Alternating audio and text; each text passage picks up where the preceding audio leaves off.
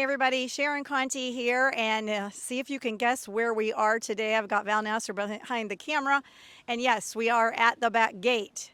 So you might be thinking, why are we at the back gate?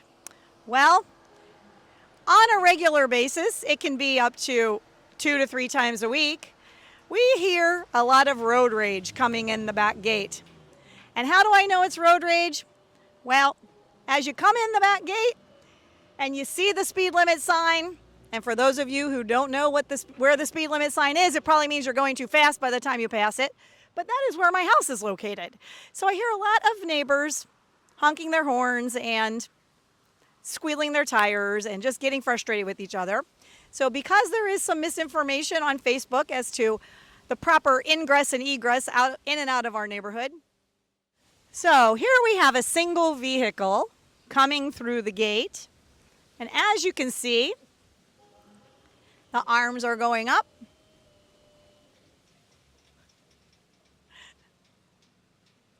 We've got a waving friend of ours going through the gate.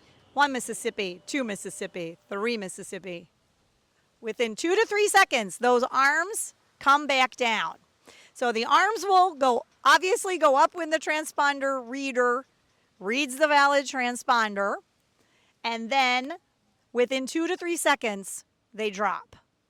Unless there is a situation where another car happens to be following behind, and they also have a valid transponder. So we are now demonstrating what happens when two residents approach the gate together. And because I live here, I know I'm going to make it through. But the resident in front of me has decided they will wait for the gates to come down. Everybody can see that 1 Mississippi, 2 Mississippi, 3 Mississippi has gone by, and still the gates are not coming down. Why is that? Because the reader is telling my transponder, is reading my transponder and telling me that I am able to go through the gates. I am legal. So folks, if that happens to you, if you are going to be the gate police and you are going to sit and wait for others, then we need you to understand that sometimes those arms will just never come down. If my transponder is valid, I live here.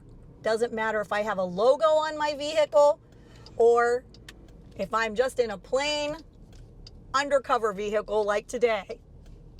People that live in here sometimes work, and they sometimes do have vehicles that have logos on them. So please consider that when you are policing the gate.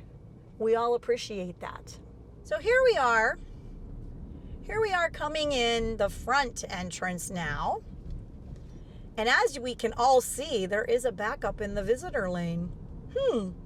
So Val, I guess the security team is doing their jobs, taking people's licenses and recording who's entering.